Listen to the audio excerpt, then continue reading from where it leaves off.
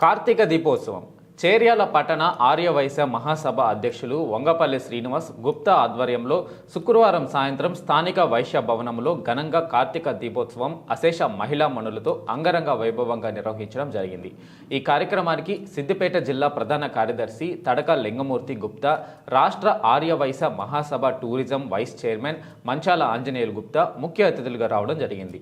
మరియు ఈ కార్యక్రమంలో పట్టణ కార్యదర్శి ఉప్పల నాగరాజు, కోశాధికారి తేరాల శ్రీనివాస్ గారు, పిఆర్ఓ సేరి బాలనారాయణ గారు, ఉప కార్యదర్శి పెద్ది రమేష్ గారు, యువజన విభాగము ప్రధాన కార్యదర్శి తాళ్లపల్లి శ్రీనివాస్ తదితరులు పాల్గొన్నారు.